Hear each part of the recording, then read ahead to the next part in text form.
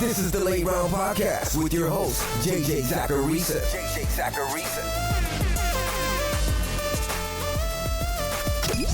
What's up, everyone? It's JJ Zacharisa, and this is episode 642 of the Late Round Fantasy Football Podcast, sponsored by FanDuel. Thanks for tuning in.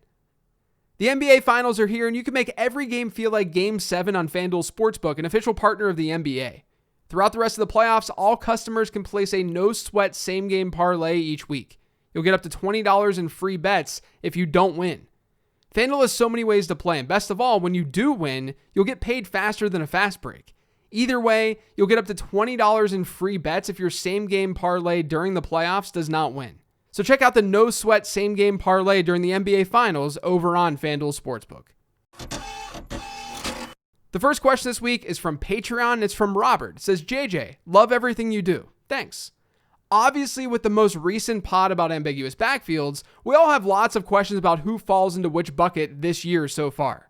Since ADP data sucks for redraft this time of year, can you go over some more examples of hits from each bucket from previous years? The Cohen example was stellar to look back upon, and we welcome more examples to think about to help with our recognition of values this season. So yeah, I'd love to give you guys more examples, but if any of you haven't listened to that episode from earlier this week, hit pause right now, go listen to it, because this question and answer will make a whole lot more sense. Since you mentioned the Tariq Cohen example, let's look at that bucket first. Let's look at players who were drafted in the middle rounds as RB2s, but they had teammates who were generally being drafted in the dead zone. Austin Eckler's breakout year is one of them. He was a middle round pick while Melvin Gordon was getting drafted in the early fourth round. Gordon actually had a good season though. He exceeded expectation by 2.7 points that year while playing 12 games. But Eckler was the one who really exceeded expectation since he caught 92 passes and he had 8 receiving touchdowns. I mentioned James Conner versus Chase Edmonds too. Edmonds technically saw his ADP fly into the 50s according to my source. So they were technically one of those pairings. Shane Vereen in 2013 really exceeded expectation when he caught 47 balls in just 8 games. And then there was Fred Jackson in 2014. You may be sitting there hearing this and saying, those are just guys who exceeded as pass catchers. Yes, 100% yes. Remember, when I've done the breakout running back studies in the past, I've noticed that these breakout running backs tend to have a disproportionate amount of targets when looking at how their overall touches are divvied up. So yes, get pass catchers. Get pass catching running backs. When looking at the middle round RB1s who have teammates also going in the middle rounds with them, you've got Fournette last year versus Ronald Jones, DeAndre Swift when he was a rookie versus Kerryon Johnson, and Gio Bernard when he was a rookie with BenJarvus Green-Ellis in that backfield. So once again, you've got these younger running backs, or at least objectively more elite ones, who are good pass catchers. And then with the RB1s who have no teammates getting drafted with them, that one's pretty straightforward to grasp. That happens most frequently. So we see lots of raw hits with that method. Hopefully that sheds some light. I won't repeat the things that I said in the show earlier this week, but keep all of that in mind. This isn't a surefire way to hit on running backs. It's a way to increase your probability of hitting on them. This next question is also from Patreon, and it's from Slade. It says, Hi JJ, thanks for all of your work. This best ball season, I found myself drafting backwards, getting wide receivers and or a tight end in the first 3 rounds, and then grabbing my first and sometimes second running back in the dead zone. These backs are usually J.K. Dobbins, Breece Hall, and Travis Etienne. My thoughts are that these are not the typical dead zone running backs, and their ADPs will adjust closer to the season when they'll go more often in the 3rd round or higher. Am I fooling myself, or do you think that these players, and maybe others, are players we should be soaking up all the value we can while we can? Thanks again. So I know others have done research on the running back dead zone in best ball leagues, and they've found that it is indeed a thing in that format, but I haven't. I've only analyzed ADP of regular season-long leagues. Having done a lot of best ball drafts myself this month, I can at least offer up a couple of thoughts. The first one being best ball ADP in May and in early June, it's going to be pretty sharp when it comes to strategy. Because think of the demographic who's drafting. Slade, nothing against you, buddy, but you're a complete nerd for fantasy football. You like this game probably more than at least 95% of the fantasy football population because you're drafting teams in May. The people drafting now, the majority of them understand what the running back dead zone is. So we're likely seeing a slightly more wide receiver heavy approach in drafts overall right now than we will in a month or two. Not only that, but I think people have now been completely scared off by the dead zone. But like anything in fantasy football, we're just talking probabilities here. Running backs in that area of the draft, they can be fine. They can still hit. And spoiler alert, I've got something coming for you guys on Monday on this very topic. So that's the extent to my answer right now. But you all can tune in on Monday for more details on how to beat the running back dead zone. We like to call that a teaser. This next question is from Twitter. It's from @DeBK30. Time to worry about Sky Moore in year 1/redraft? Has not practiced because of a hammy that popped up post-combine/pre-draft doing workouts. Could that be why he, quote, fell? Also could be a buy next year, so perhaps move down in rookie ranks along with redraft if not getting important reps to get in sync. Now, I don't think Sky Moore really fell in the NFL draft.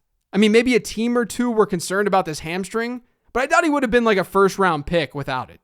Now, I love me some Sky Moore. I started talking him up pretty early in the draft process this year. I think he's good. My model thinks he's good. I'm excited to see what he can do. But I think aside from this injury, people may be a little bit too bullish on him right now, at least from a redraft perspective. I understand the allure with Sky Moore. Trust me, I'm part of the circle who loves him. But I'm pretty surprised at his best ball ADP. He's going ahead of Hunter Renfrow right now, who, yes, Hunter Renfrow now has Devontae Adams to deal with. But Renfro's coming off a big season while seeing over 21% of Vegas' targets. It's very possible for him to repeat that target share with Adams in the mix. And maybe we see a different touchdown total. But he's a very solid contributor and someone who still has a nice ceiling. And I'm just using him as an example to say that Moore is going ahead of proven players, when we have no idea what Moore's usage might look like this year. Now, I don't mind throwing darts at Sky Moore because of the offense that he's in and because of the uncertainty about his play, given that he's a rookie. All I'm saying is don't lose sight of the downside, because I agree with you here. There's some worry that the Chiefs have a pretty big rotation of players at wide receiver and don't necessarily get a player like Moore to even a 20% target share this year. He was not an early first-round pick. He wasn't taken in the teens like some of the other wideouts in this class.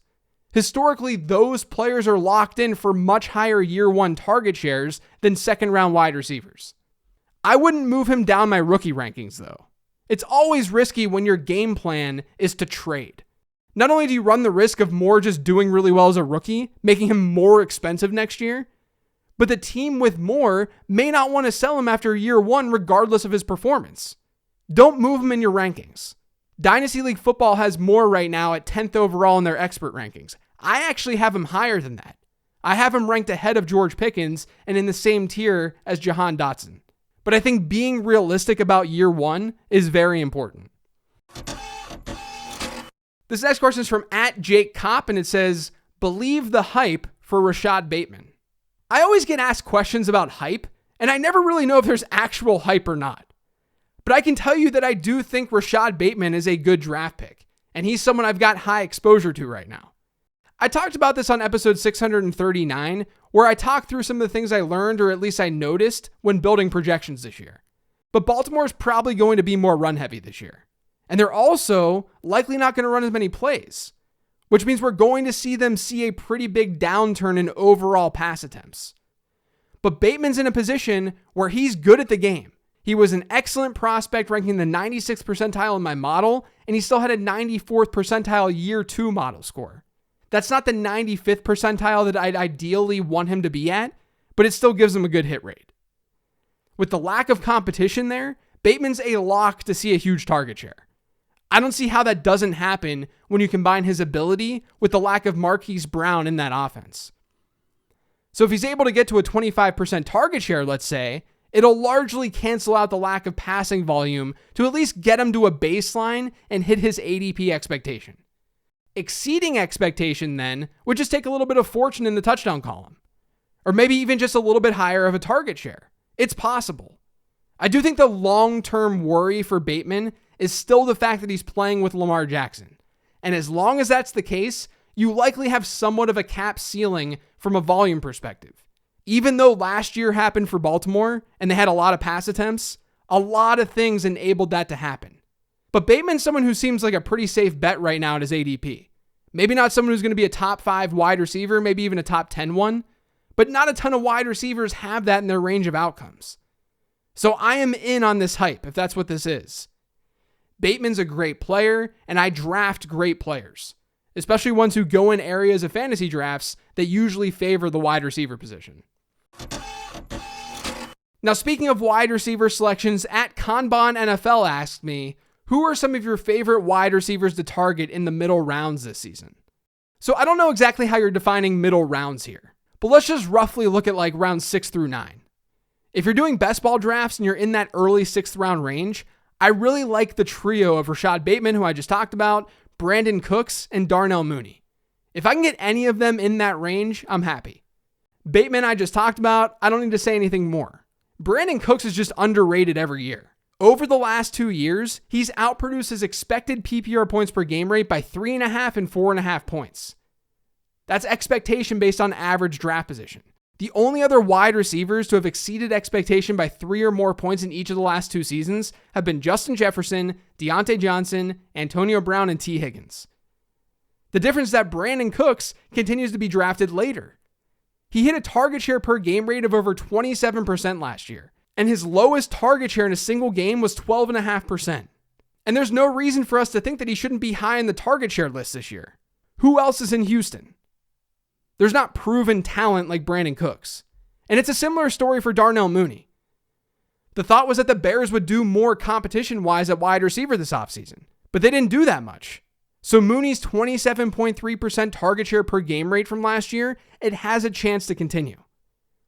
Both Mooney and Bateman are actually in similar positions.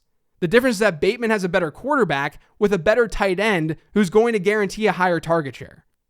But both Bateman and Mooney and what should be run-heavy offenses can come through with high enough target shares to combat that, at least this season, and both players are talented. And then there's Elijah Moore. Elijah Moore is someone who I'm just going to have to trust the process with this year. I love him as a player, but situationally, it's not amazing. We don't know if Zach Wilson is it. He's got more competition with them adding Garrett Wilson. But Moore came through with huge fantasy performances as a rookie. And he hits on the breakout criteria that I've laid out for wide receivers in the past. He's the first pass catcher drafted from his team, and he's a second-year player. So I've drafted Moore as well. And there's a handful of other wide receivers that I like in this range at cost too. Hunter Renfrow, Russell Gage, who I think is really undervalued given the Godwin injury, Allen Lazard, who could see a surprisingly high target share, and then Kadarius Toney as you get into that double-digit round range. I've talked a lot about Toney over the last couple of weeks on this show and in my newsletter. So those are some wideouts in the middle rounds that I like. Obviously, things can change. It's early June.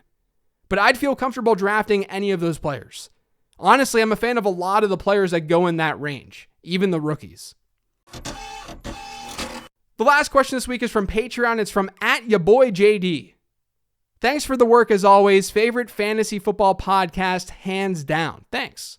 What are the biggest lessons learned since you've started your fantasy football career? What are the most important developments in approach and strategy that have held true year after year?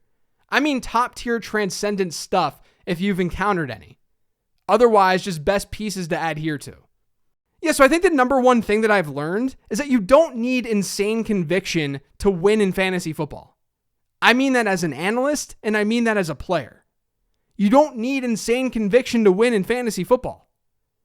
You don't need to be all in or all out on a player. I think analysts and fantasy managers do that way too often, where they take a stand on a guy, and that means they either have to be all in or they can't draft that player at all.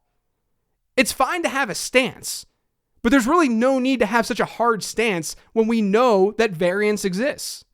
Maybe that's not the answer that you were looking for, and maybe it's a dumb answer, but I think it's important. When we make any decision, that decision is some answer that's black and white in nature. Like if you decide to eat an apple instead of an orange, the final decision is very clear. You ate an apple. You went 100% in on that apple. But there's a chance that you only felt like 55% into that apple, when 45% of you wanted the orange. But at the end of the day, you were 100% apple. That was the outcome. Your end decision in a fantasy football draft is that you selected a particular player. But you don't need to select that player with this belief that he's absolutely the best player to pick in that spot. And that might seem obvious, But it's really powerful when you think about it. Because what I'm really telling you here is that it's okay to have doubts. Because when you have doubts in this game, you're inherently recognizing that variance exists, that you're not always right, that you're going to be wrong. And when your brain is able to do that, you start to become a better fantasy manager because you're able to play into it and you're able to account for it. That's going to do it for today's show, though. Thanks to all of you for listening. If you've yet subscribed to the Late Round Fantasy Football Podcast, make sure you are by searching for it pretty much anywhere podcasts can be found. And don't forget to follow me on Twitter at LateRoundQB. And remember to check out everything going on over on LateRound.com. You can pre-order the draft guide right now for $19.99. That launches on July 1st. You can join the newsletter for absolutely free, and you can become a patron. I updated my rankings this past week for all patrons. So check everything out over on LateRound.com. Otherwise, thanks for listening this week, everyone. Really appreciate it. Enjoy your weekend.